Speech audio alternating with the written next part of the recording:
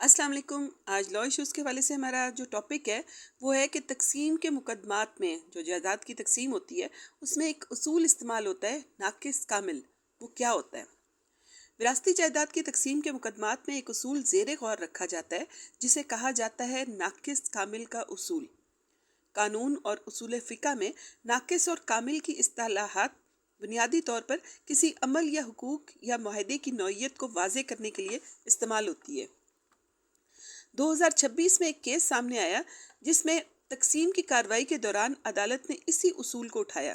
Case کچھ یوں تھا کہ ریونیو افسر دیپال پور نے جوائنٹ کھیوٹ پر تقسیم کی کارروائی کی ابتدا کی۔ یہ ریکارڈ سے بھی واضح تھا کہ تقسیم کی کارروائی 5 سال میں مکمل ہوئی، مگر پٹیشنرز نے کبھی بھی ریونیو افسر کے سامنے پیش نہیں ہوئے۔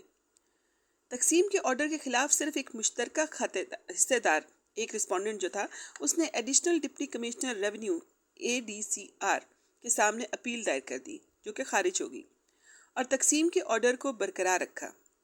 بیان کردہ آرڈر جو کہ ADCR نے جاری کیا تھا، اس کو پٹیشنر اور بیان کردہ رسپونڈنٹ جو کہ بہن تھی، انہوں نے الگ الگ اپیلیں دائر کی اس کے خلاف۔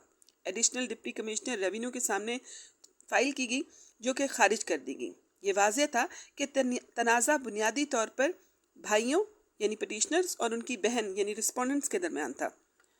عدالت نے اس کیس میں وراثتی جائیداد کے متعلق ناقص کامل کے اصول کو زیر غور لاتے ہوئے کہا کہ وراثتی جائیداد میں کوئی بھی فریق کسی خاص زمین پر صرف قبضے کی بنیاد پر کلیم نہیں کر سکتا۔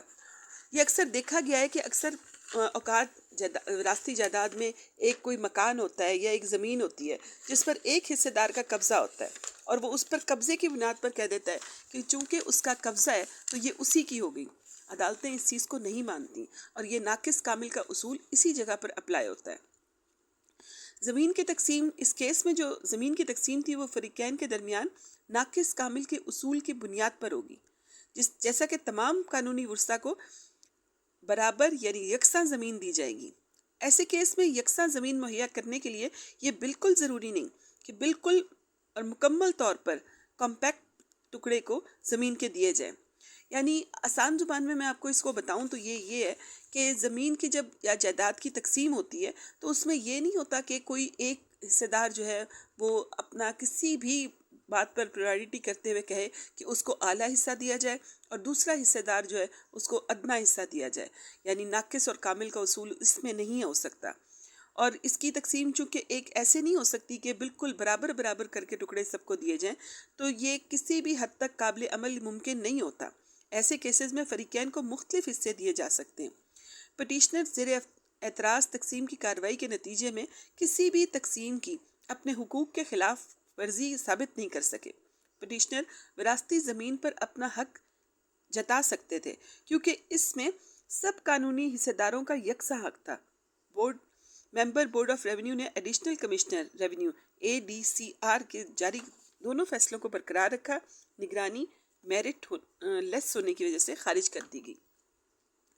اس میں آپ یہ دیکھیں کہ اکثر بھائی جو ہیں وہ اچھی زمین پر خود قبضہ کر لیتے ہیں اور بہنوں کو وہ جو ہے ناقص یا ایسی زمین دیتے ہیں یا ایسا گھر کا ایسا حصہ دینے کی کوشش کرتے ہیں جو کہ کسی کام کا نہیں ہوتا یا اس کا کوئی فائدہ نہیں ہوتا۔ تو تقسیم کے مقدمات میں ہر انچ پہ ہر حصے دار، مشترکہ حصے دار برابر قابض تصور ہوتا ہے، اور وہ کوئی بھی یہ خود سے عمل نہیں کر سکتا کہ وہ اپنے پاس اچھا رکھے اور دوسرے کو ناکارہ یا بیکار حصہ دے دے یا کوئی ایسا کونے کا حصہ دے دے جس کا کوئی فائدہ نہ ہو۔ اگر کوئی اعتراض کرنا چاہے تو پھر یہ معاملہ عدالت میں جاتا ہے، اور عدالت ایسی جائیداد کی جو ناقابل تقسیم ہوتی ہے جس پر کوئی ایک فریق بھی راضی نہیں ہو رہا ہوتا تو اس کو نیلامی کی طرف لے آتی ہے۔ منجہ بالا فیصلہ نہ صرف مشترکہ وراثتی جائیداد کے بارے میں تھا بلکہ خاتون قانونی وارث کے حق میں بھی یہ تھا کہ کوئی بھائی اپنی بہن کو مشترکہ وراثتی جائیداد میں ناقص حصہ دے کر خود کامل حصہ نہیں رکھ سکتا، بلکہ ہر مشترکہ حصے دار چاہے وہ مرد ہو یا عورت ان کا یکساں حصہ نکلتا ہے۔ اسی طرح ایک اور فیصلے میں عدالت نے کہا کہ محض اس بنیاد پر کہ مشترکہ کھاتوں میں دعوی تقسیم زیر التوا ہے اور جب تک تقسیم نہ ہو جائے کسی مخصوص پورشن یا حصے کے بارے میں تعمیل مختص کی ڈگری جاری نہیں کی جا سکتی۔ یہ بھی 2025 کا فیصلہ تھا۔ یہ تقسیم جائیداد کا مانا ہوا اصول ہے کہ کسی جائیداد کے شریک حصہ داران اس مشترکہ جائیداد کے اس وقت تک ایک ایک انچ کے مالک ہوتے ہیں جب تک وہ جائیداد نجی طور پر یا کسی معروف قانونی طریقے سے یا کسی بھی دیگر طریقے سے تقسیم نہ ہو جائے۔ مشترکہ جائیداد جو کہ وراثتی ہو، اس میں سب حصے دار یکساں مالک اور قابض تصور ہوتے ہیں، اور کسی ایک کا قبضہ اس کو واحد مالک نہیں بنا دیتا۔ جزاک اللہ خیرہ۔